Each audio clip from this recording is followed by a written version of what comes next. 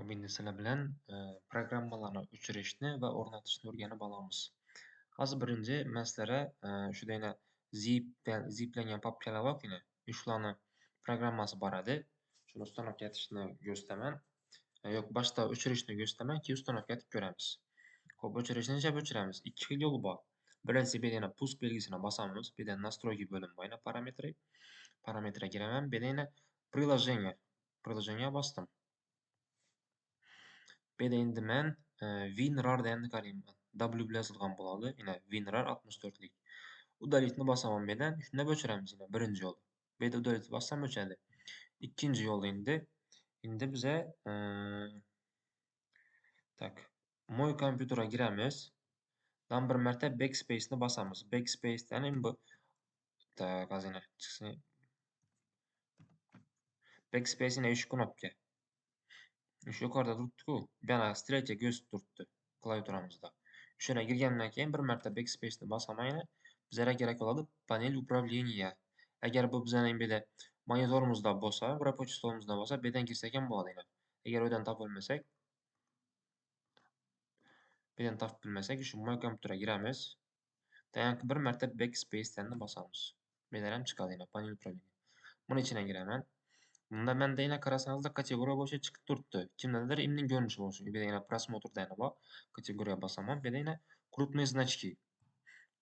Hozir men mishkani chap tarafini ishlatib turibman. Pastchani chap tarafidan bir marta bosib turibman. Fayllarni ochishda girecek vaqt emas, 2 marta bosaman. Yana shunday ko'rinishi bor. Keyingi ko'rinishi mелкие значки bor. Bu kichkinasi. Bizlarga kerak bo'ladi kategoriya bo'yicha. Bu yerdan biz endi удаление программы degan bo'limimiz bor. Shunga kiramiz. Bu yerdan ham qarasak ham menda ustanovka etilgan programmalar.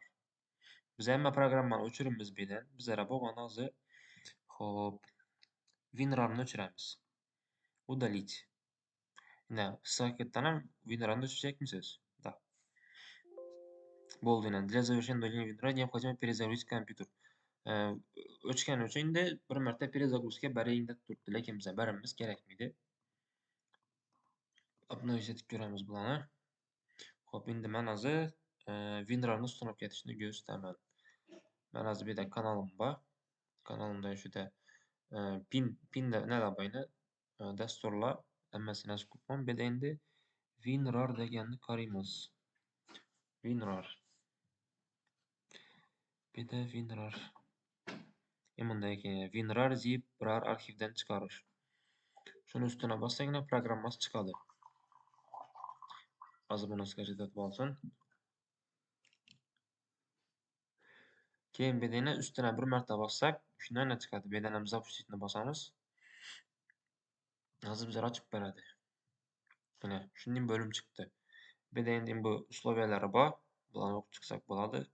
Xohlasak. Keyin bu yerdan установить degan qismi chiqadi. Установить ni bosdim. Mana shunday bo'limlar chiqdi. Ассоциировать WinRAR с.